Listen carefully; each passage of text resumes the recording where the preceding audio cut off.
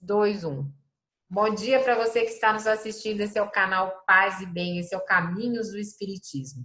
No dia de hoje, nós recebemos o sociólogo Elias Moraes, que vai conversar com a gente sobre o vocabulário espírita dentro do livro dos médiuns. Nós estamos estudando 2 livros. Aqueles lembretes de sempre. Se você gostou, curta, compartilhe, esteja conosco, nos ajude a divulgar esses caminhos do Espiritismo. Bom dia, Elias. E como é que a gente começa essa conversa sobre o vocabulário espírita? Bom dia, Carla. Bom dia, comunidade. Que bom estarmos todos aqui virtualmente reunidos, né? Ou, no linguajar evangélico, reunidos em espírito, em nome de Jesus, né? Isso é bom, isso é bonito. Bom, Carla, eu acho que a gente pode começar. Eu realmente pensei em começar, como até eu estava sinalizando para você, conversando a respeito de tudo que mudou de Kardec para cá, né? Kardec, eu gosto de lembrar sempre que Kardec teve um estudo para compor o Livro dos Espíritos, ele teve um estudo de menos de 3 anos. Né? Depois, para compor o Livro dos Médiuns, não chegou a 5 anos de estudo sobre a mediunidade. Aí, em seguida, com o restante do trabalho que ele foi desenvolvendo, ao todo, ele não teve mais do que 14 anos para estudar um fenômeno tão complexo quanto é a mediunidade.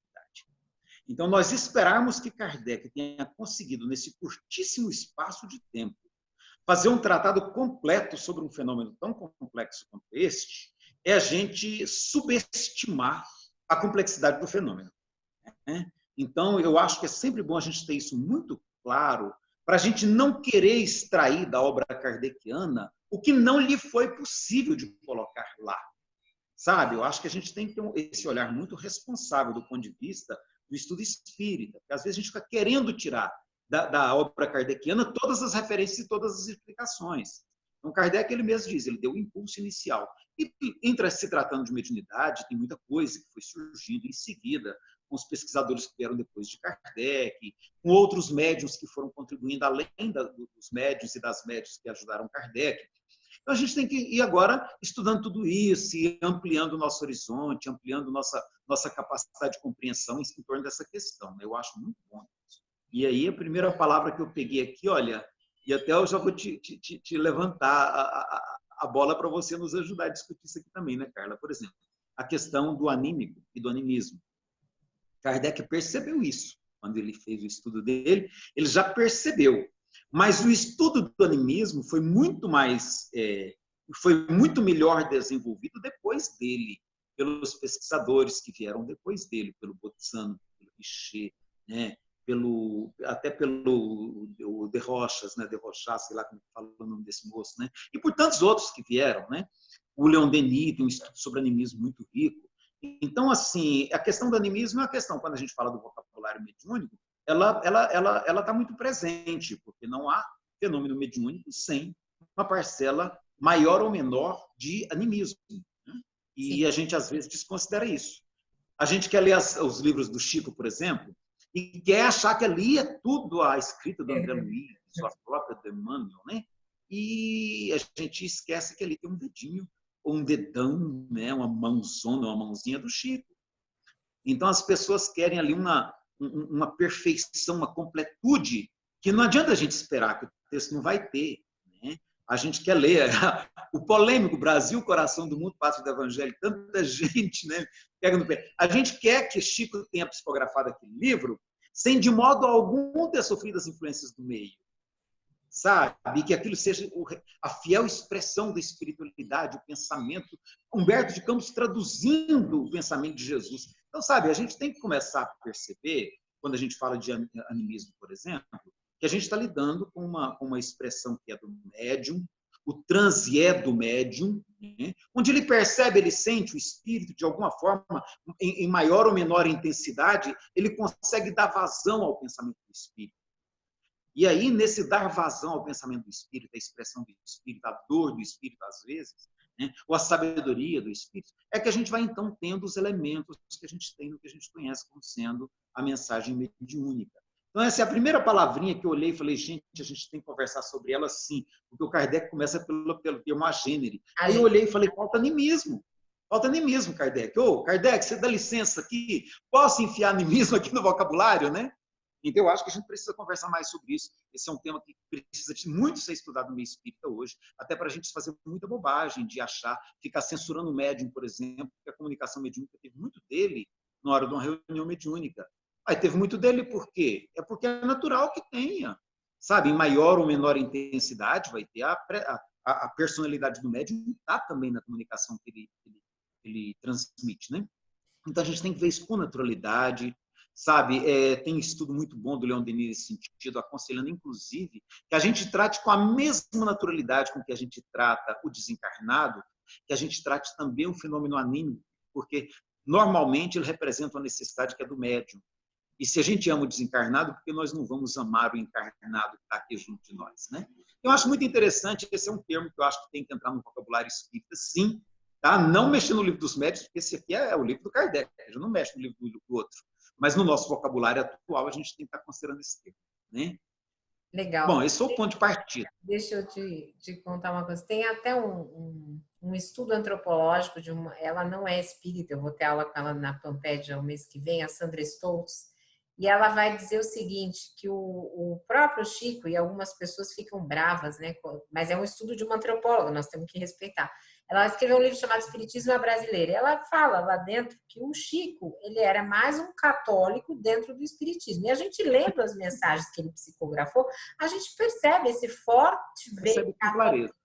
Mas as pessoas ficam muito bravas, né? E, por exemplo, você falou de animismo. Eu acho que foi um livro, eu li há alguns anos, quando eu ainda estava estudando, eu continuo estudando sempre, gente, mas quando eu estava estudando essa parte, eu li uma pesquisa, acho que era do Oshorovitz, né, o russo, sobre animismo, e assim, não tem nenhum julgamento nisso. Ele relata lá o que era animismo, no próprio Leis da Mediunidade, dentro do Espírito e o Tempo, que nós estamos estudando no canal do Sejus, o Herculano fala do animismo, então é isso que você está dizendo, é uma coisa que é para a gente acolher como humana dentro de um processo mediúnico, né? Claro que existem fraudes, e você mesmo estava nos dizendo do Guilherme Velho, que estuda isso dentro da psicografia, não é isso que nós estamos dizendo, mas nós estamos dizendo assim, acontece, faz parte da nossa natureza humana, e nós precisamos acolher, e por isso que temos o livro dos médiuns para verificação das mensagens, né? Sem aceitar tudo. Então, quando a gente aceita esses livros psicografados como verdades absolutas,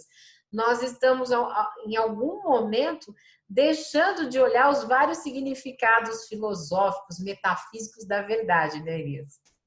Exatamente. Aliás, até, Carla, assim, a gente precisa cada vez mais, quem ponderou a respeito disso há muito tempo, o Signax, que eu admiro muito, pela lucidez dele, né? A gente precisa deixar de pensar em termos de verdade, porque hoje a ciência não trabalha mais com esse conceito de verdade no sentido platônico que era vigente na época de Kardec, né? O sentido de verdade hoje é uma verdade que você vai buscando a cada momento, com novos estudos, com novos olhares, e que ela nunca está pronta.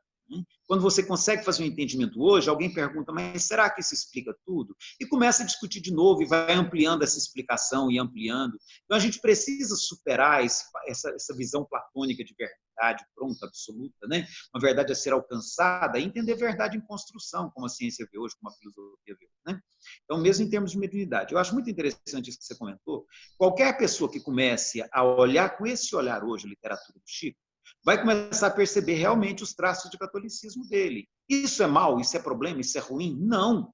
Isso é a identidade do próprio trabalho do Chico. E a gente tem que respeitar, valorizar isso, porque é a identidade dele, e aprender a ver toda a grandeza do trabalho do Chico, sabe? A partir dessa perspectiva que isso mostra para a gente. O Emmanuel, ele mesmo diz, na última encarnação dele, ele foi padre. A gente querer que o Emmanuel abdique da sua condição de sacerdote para conversar conosco, que somos espíritas kardechistas, né, vou usar essa expressão, né, que estamos seguindo uma outra visão, que a visão de Kardec ela é diferente da visão do Emmanuel.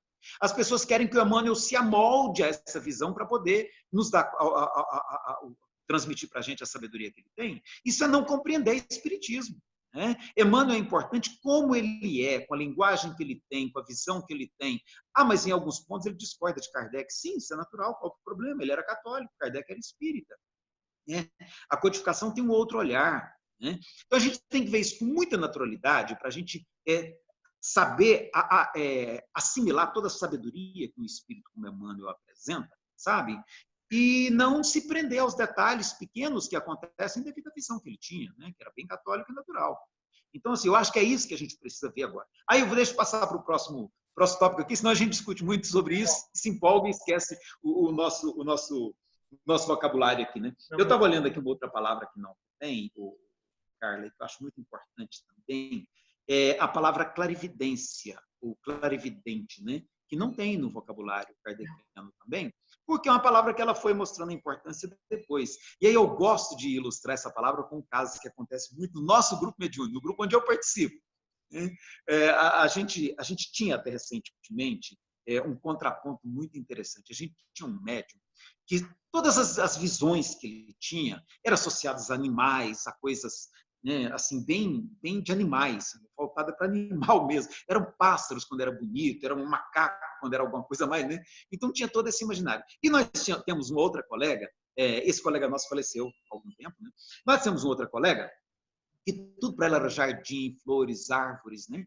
Então, assim, era muito interessante quando a gente tinha, no final do momento, para avaliação, e tinha algum dado da reunião que a gente ia avaliar, aí ele dizia que naquela hora eu vi isso e aquilo, tinha sempre animal no meio. E ela falava, mas eu vi foi isso, e sempre tinha luz e flores e plantas, né? Então, assim, aí isso foi muito bom, porque a gente estava percebendo como que a parte que é do médium está muito presente dentro do fenômeno. E a gente não pode perder isso de vista. Então, a gente ainda tem no meio espírita a impressão que o clarividente ele vê o mundo espiritual. E não é essa não são essas as informações que a gente tem sobre a mediunidade. Né? O André Luiz, inclusive, muita gente critica o André Luiz também por outras razões, cá no nosso meio, né, onde a gente admite crítica, porque tem gente que não admite crítica aos espíritos, mas aqui no meio do Sejus, onde o pessoal admite a possibilidade de crítica, tem, então, pessoas que criticam o André Luiz por conta de algumas colocações em livros como Mecanismo da Mediunidade, Evolução em Dois Mundos, que tem colocações que realmente fogem ao contexto. Né? Eu diria assim, ou o Chico ou o André Luiz não perceberam bem e passou aquele detalhe. Mas tem muita riqueza ali também. E do ponto de vista do estudo da mediunidade, André Luiz traz uma contribuição riquíssima.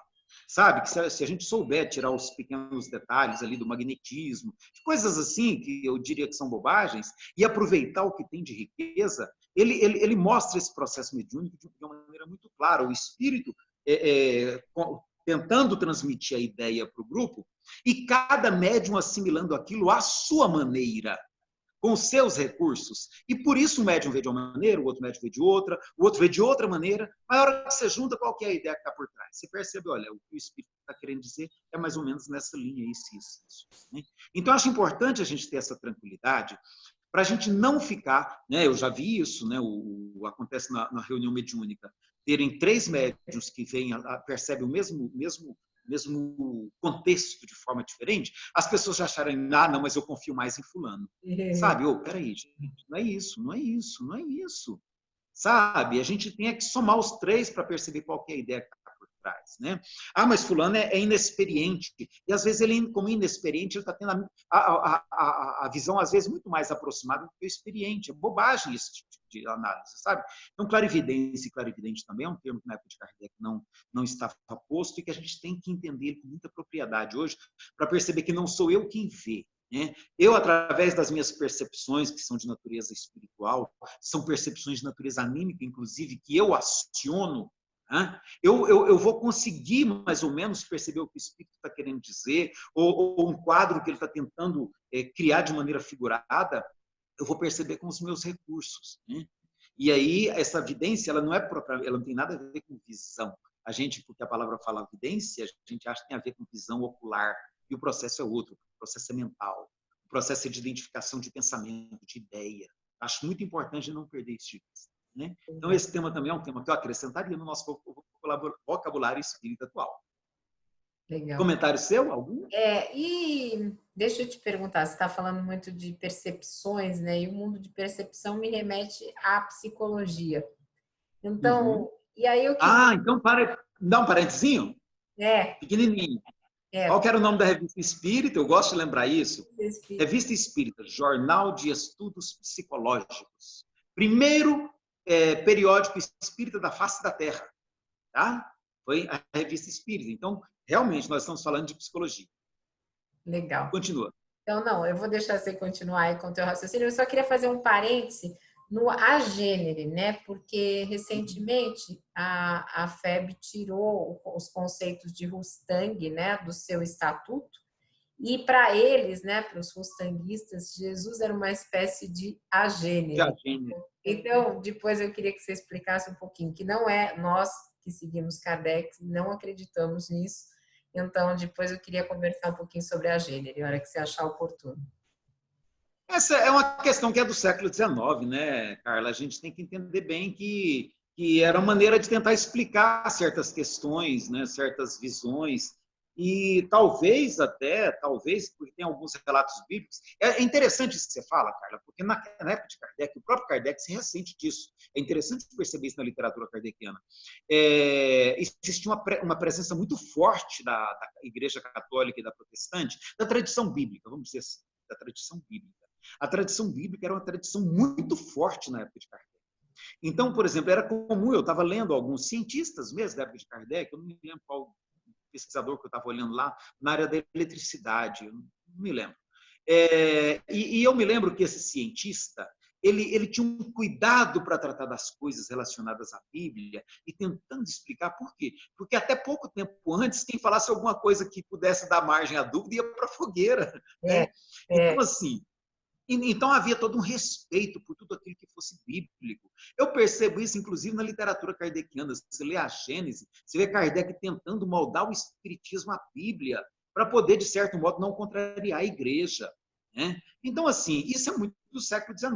Então, esse tipo de expressão como a gênero, eu tenho cá comigo, eu nunca estudei isso em profundidade, não. Eu tenho cá comigo que isso é muito mais uma tentativa de acomodar com certas aparições que aparecem na Bíblia, dos anjos que apareceram lá no caso lá de Sodoma e Gomorra, né?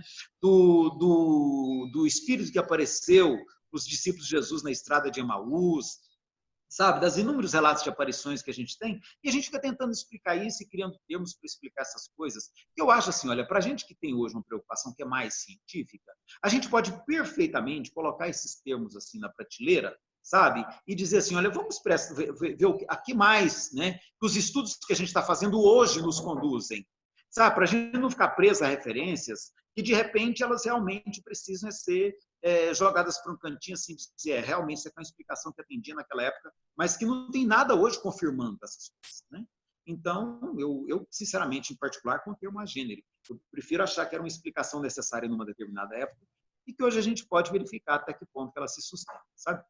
Mas então tá, então vamos para o próximo, que é outro termo também delicado, que ele também não está no vocabulário de Kardec e que eu acho muito interessante, que isso dá um pega hoje nas casas espíritas, que é o termo concentração. Né? Concentração, porque muita gente tem dúvidas sobre concentração, meditação, e aí dá, né? Eu já vi, gente, já vi grupo espírita falar, não, isso aqui a gente não faz, porque isso não é isso é meditação. Meditação é coisa da Índia, não tem nada a ver com o espiritismo. Eu fico olhando e falo assim, meu Deus, você entendeu o espiritismo, né? Não entendeu, sabe? Então, assim, Kardec, ele diz, ele fala isso, ele deixa muita clareza ali no Livro dos Médiuns, quando ele fala que é preferível um pequeno grupo de pessoas com o pensamento unido em torno de um único propósito, né, do que um grupo maior e mais variado, onde cada pessoa está pensando uma coisa diferente. Kardec deixa isso muito claro. Mas faltava, eu costumo dizer que faltou tempo a Kardec para poder expandir essas questões todas, sabe? Faltou tempo, foi muito curto o prazo que ele teve para um trabalho tão grandioso quanto foi o de consolidar essas ideias todas. Então, por exemplo, eu acho que hoje a gente tem que entender, quando as nossas casas espíritas falam em concentração, pessoal, vamos concentrar aqui, né? Vamos concentrar, vamos nos unir em torno desse propósito, vamos nos unir em torno dessa atividade que nós estamos realizando. Né? Então, realmente, é diferente da meditação? É diferente. Na meditação, o objetivo é de relaxamento, de asserenamento, né? Mas uma coisa não contradiz a outra. Você pode usar as duas.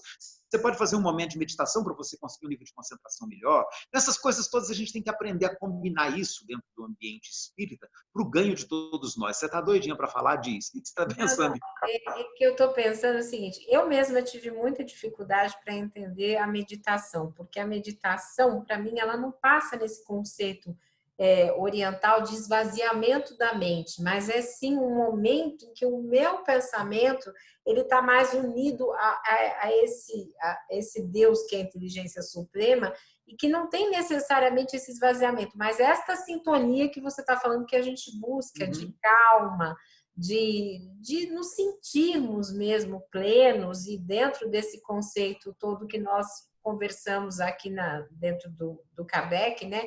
De um Deus que é único, que você pode sentir diretamente, que não precisa de intermediários. Então, a partir do momento que eu conseguir fazer essa transição, aí talvez fique mais fácil até para quem está nos vendo entender por que a gente pode usar o termo meditação com tranquilidade. Exatamente. Não precisamos hostilizar essas coisas, falar isso não é espírita. Gente, a gente tem que passar esse tempo, né? A gente tem que superar esse obstáculo, sabe? A gente tem que trazer cada vez mais, unir cada vez mais tudo aquilo que tiver afinidade, perceber como é que isso se soma, né? Esse grande projeto, sabe? Que eu acho que é um projeto, eu vejo o Espiritismo como um projeto grandioso de tomada de consciência da nossa realidade espiritual. Então, assim, a gente tem que ter muito cuidado de não transformar o espírito numa seitazinha kardeciana do século XIX. Né? É toda uma transformação conceitual, é uma mudança de paradigma. Eu até costumo dizer assim, olha, a gente descobrir que nós estamos numa era que tem um termo que foi usado numa mensagem psicografada pelo Chico, em acho que 1932. Foi a primeira vez que esse termo, que eu achei ele sendo usado, a era do espírito. Né? Nós estamos entrando na era do espírito. E aí a gente tem que se abrir, a gente não pode se fechar. Essa era do espírito, ela é uma era ampla, ela é universalista, ela pretende abrigar o planeta inteiro. Então a gente não pode ficar com os nossos bairrismos, nossos nacionalismos, sabe, nossas picuinhas, sabe, de seitas, né? A gente tem que ampliar o nosso horizonte, perceber que nós estamos entrando numa nova era da humanidade, muito longe da ideia da transição planetária, que também é questionável, né? Mas assim, de uma redescoberta, de uma descoberta do espiritual, para o ser humano, nesse contexto hoje, fortemente calcado na ciência do século XXI, sabe? Onde o filosofar, ele é um filosofar que ele se abre para uma compreensão de universo, né? Que aí ele vai para além da ciência, mas que sem perder o contato com a racionalidade. Eu acho que assim, é um momento muito bonito da experiência humana na Terra para a gente estar se prendendo a picuinhas, como eu Você né? sabe que o Faustino Teixeira, que está aqui no canal Paz e Bem, ele fala num momento que eu acho maravilhosa essa palavra, ele fala de interconvicções. Então, a minha convicção, conversando com a sua, com a do outro, é que ninguém está parado em uma convicção. Então, esse diálogo talvez seja a nossa era do espírito. E ele é dinâmico, não é? Isso é muito dinâmico, esse processo. Essas convicções nossas, de preferência, elas têm que ser convicções fluidas, moldáveis, né? Para a gente não ficar em convicções enrijecidas, petrificadas, e a gente, de repente, deixar de perceber a riqueza que um outro olhar pode agregar ao olhar que hoje eu já tenho. Né? Eu acho que a gente tem que pensar muito nessas coisas. Quer ver o outro termo que não está na obra de Kardec e que mudou totalmente? Ele até, se você pesquisar a palavra consciência nos livros de Kardec, você vai encontrar a palavra consciência, mas com outro significado. Né? A ciência, recentemente, tem usado muito o termo consciência para não admitir um termo que já está muito caracterizado no meio religioso, que é o termo espírita, né? O espírito. Né? Então, a gente vê, por exemplo, o amigo Swami dizer que não é possível que a matéria sozinha se organize, que para que ela se manifeste de maneira organizada na realidade do ser humano, é necessário que uma consciência lhe dê estrutura e sustentação. Né? Então, assim, é lindo, nós chamamos isso de espírito. Então, eu acho isso interessante também, para a gente, de novo, aprender a dialogar com a ciência, percebendo essas diferenças que a ciência vai introduzindo na sua linguagem e percebendo que ela é a mesma, que em muitos pontos elas se complementam. Aquilo que a gente fala de espírito hoje, tem gente chamando de consciência na psicologia, por incrível que pareça, na física, né? Então a gente precisa também ter essa tranquilidade de perceber diferentes termos para significados muito próximos, muito parecidos. Então, achei interessante, consciência na obra kardeciana tem um significado, consciência no meio científico hoje tem outro. Né? O que mais que eu peguei aqui? Eu peguei aqui outra expressão que não tenho, Carla, corpo astral. Isso deu um pau no grupo do Sejus agora esses dias, né? Deu uma discussão boa. E está fluindo a discussão. Eu gosto muito do grupo do Sejus, porque a discussão é livre, né? E é aberta, e você traz o que você quiser, e todo mundo A discute, gente não se questiona. ofende. Hã? A gente não se ofende e não sai do grupo, né? Isso que Não, a gente discute de boa e termina todo mundo amigo e se abraçando, é muito bom isso, né? Ninguém é expulso do grupo porque pensa diferente. Olha, o grupo do Sejus é um grupo maravilhoso e eu gosto muito de estar participando ali, sabe? Então, assim, essa ideia do corpo astral tá lá, né? Eu até peguei um capítulo do livro que eu estou escrevendo, né? Aliás, escrevendo não, agora eu já estou fechando ele, já está fechado, aliás, e é só alguns ajustes para a gente ver se a gente consegue fazer uma publicação. Mas então eu peguei o capítulo e coloquei lá em discussão, né, sobre a questão do perispírito. Olha, Kardec fez um estudo a respeito de perispírito e, mais uma vez, gente, Kardec teve muito pouco tempo, não dava para pegar a questão do perispírito e aprofundar. Né? Então, depois dele, o de Rochat, por exemplo, fez um estudo que eu acho interessantíssimo, e ele escreveu um livro sobre isso, que chama Exteriorização da Sensibilidade. Você imagina você levar um médium ao transe, ou o médium se permitir um estado de transe, e alguém, um hipnotizador, né? Na época dele era um hipnotizador, sei lá, hoje na reunião mediúnica a gente poderia falar o dirigente da reunião, né? Que o processo de hipnose acontece hoje no meio espírita e a gente às vezes não quer perceber isso, né? O processo de hipnose a gente usa largamente no meio espírita, sim, até para as palestras públicas, em sessões de autoajuda, a gente usa muito hipnose no espiritismo e a gente não quer ver isso. A gente está achando que está lidando até hoje com magnetismo, uma palavra que hoje já mudou o significado totalmente, né? Aí você fala magnetismo para um cientista, ele fala magnetismo e faz até uma cara feia, porque não está entendendo nada do que a gente está falando. Porque hoje a palavra que é usada para se referir ao magnetismo da época de Kardec é hipnose. Então hoje a gente usa a hipnose largamente nas reuniões mediúnicas sem perceber. E aí o esclarecedor, se o esclarecedor pedir o médium, né, para se afastar até um determinado local, o Diogo já fez essa experiência com muito êxito. E aí o hipnotizador ia lá e dava uma agulhada no espaço. E o médium sentia. Olha que coisa interessante. Né? E aí a gente fala, não, mas nós vamos ficar no perispírito de Kardec, que é melhor. Tá, então vamos ficar no século XIX mesmo, que é melhor. Não vamos abordar nenhum conhecimento novo, não vamos ampliar o nosso horizonte, não, que ficar nos conhecimentos do século XIX é melhor. Sabe, eu olho assim e falo, gente, vamos com cuidado, né? Tem muito estudo posterior, e a ideia de corpo astral, ela é uma ideia, tudo bem, ela tem uma forte pegada do oriental, mas a gente pode pensar assim, olha, como a gente compreende melhor essa questão do perispírito a partir desses conceitos, dessas contribuições que outras tradições espirituais podem nos oferecer, para a gente ampliar a nossa compreensão do que é esse corpo espiritual. E quando eu durmo, ele continua mantendo o meu corpo vivo, mas ao mesmo tempo ele me permite me transportar para outras regiões espirituais, onde eu vivo experiências, ou então me situar em relação a passado e futuro de uma maneira que não é habitual no meu estado de consciência lúcida, sabe? Então, assim, tem muita coisa interessante para a gente pensar. O Clóvis falou, olha, o que interessa é a parte moral. Gente, vamos perder muito tempo com isso, não.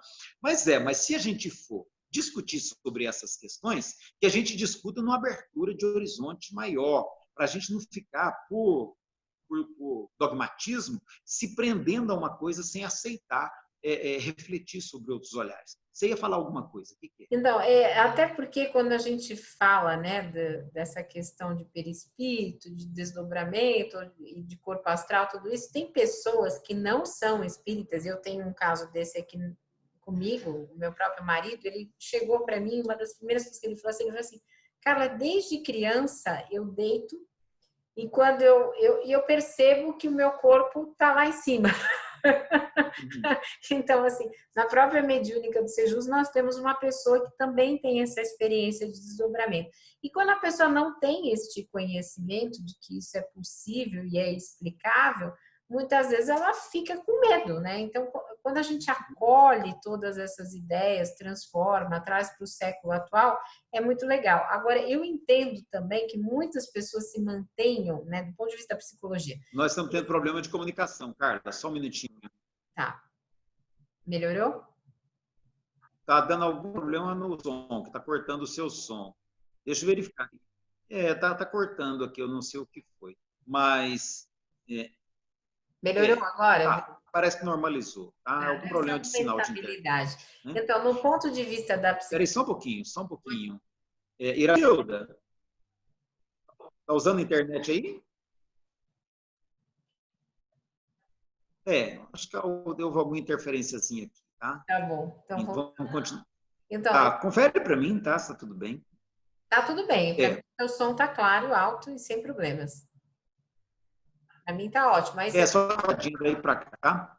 Mas muito interessante esse caso, você conta do seu marido, tá? Então, olha que coisa interessante. Tem muita gente vivendo essas experiências, Carla. E a gente querer centralizar tudo isso nos termos espíritas e não aceitar outras possibilidades de diálogo é a gente se fechar de maneira dogmática, penso eu assim, né? Acho que a gente tem que ter muito cuidado. Nós estamos numa sociedade hoje que é planetária, 7 bilhões e 200 milhões de seres humanos. Cada um tem uma visão, um vocabulário, um linguajar, sabe, um modo de ver as coisas. A gente tem que se abrir para acolher todos esses linguajares, todos esses modos. E aí sim, a doutrina espírita, o método kardeciano, é nossa pauta, é nossa base para a gente estar achando a maneira de compor o entendimento com essas questões todas, sabe? Mas não fazer de Kardec um novo dogma, né? Penso eu.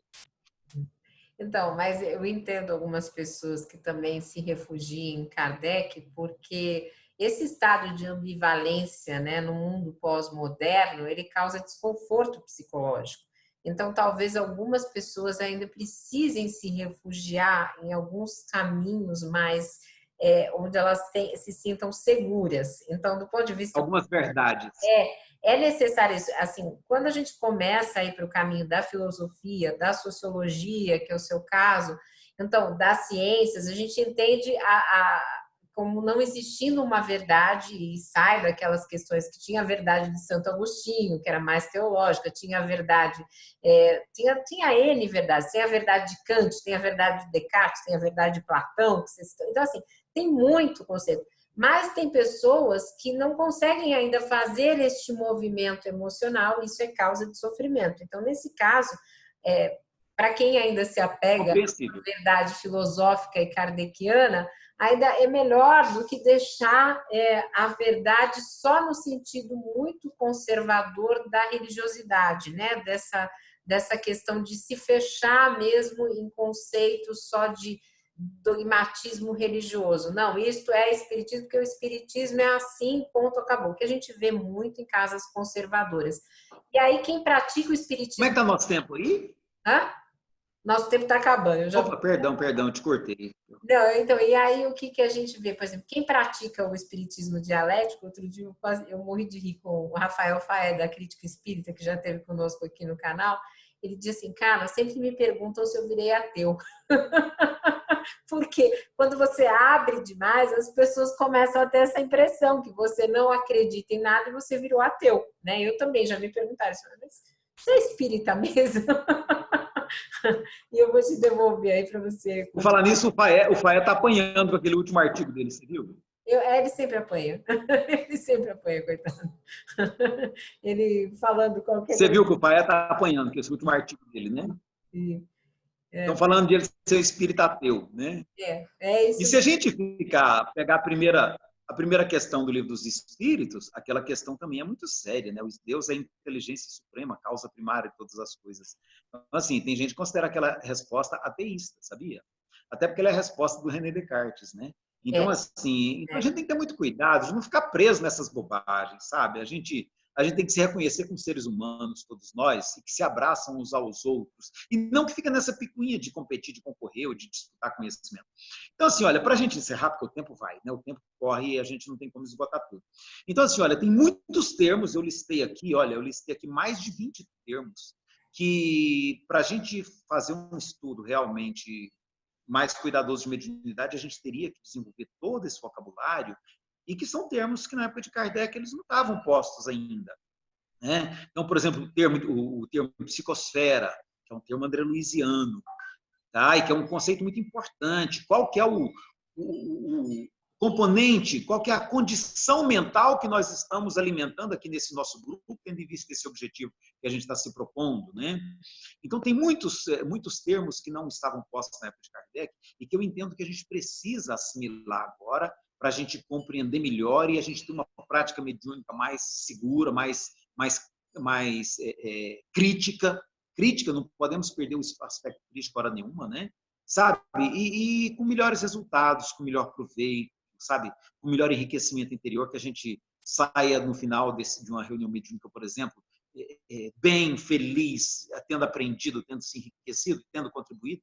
Então, eu vejo tudo isso aí que eu acho que é muito importante e, para isso, a única solução, a única receita que eu conheço é essa, sabe? A gente se abrir para o novo, a gente ter a alma leve, não ficar preso a muita coisa, tirar as amarras, né? Principalmente as amarras conceituais que prendem a gente, porque a vida fica gostosa de ser vivida e o trabalho espírita, mesmo nas casas mais simples, mesmo naquelas onde tem muita limitação ainda, a gente vai perceber que o trabalho espírita é uma fonte de prazer extraordinária. Legal. Como não deu tempo de falar tudo, queria te fazer um convite. Se você não puder atender, você disse que não. Como eu sei que você escreve, ainda que eu saiba que você tem muita coisa para fazer, mas pegar algum desses termos que você não falou num texto rápido para a gente colocar na descrição do vídeo. Se você achar que está topado, você me coloca algumas coisas aí do que você não falou e a gente coloca como um texto seu na descrição do vídeo quando estiver no ar. Vou ver se eu consigo. Tem uma listinha boa aqui, vou ver se eu consigo um Então, tempo a para gente, trabalhar de isso. repente, para a Vai ser gente um prazer. aproveitar mais isso que você preparou. Tá bom? Perfeito. Ok, Carla. Então, Acho que é deixar um abraço para toda a comunidade que nos assiste, que participa conosco, que debate conosco aqui nos comentários, que tudo isso é bom, né? Um abraço para todo mundo, um abraço para você especial, para Carlos, para a turma toda nossa do Seja Justa, muito boa, viu? obrigada. Valeu, Carlinha. Então, esse foi o Elias conosco, esse é o Caminhos do Espiritismo, nós somos o Seju. Se você gostou, curta, compartilhe, deixe seus comentários, como Elias disse, que é muito importante para nós ampliarmos sempre o nosso conhecimento e para termos essa troca na comunidade. E um beijo grande em cada um de vocês. E até a próxima semana, se Deus quiser.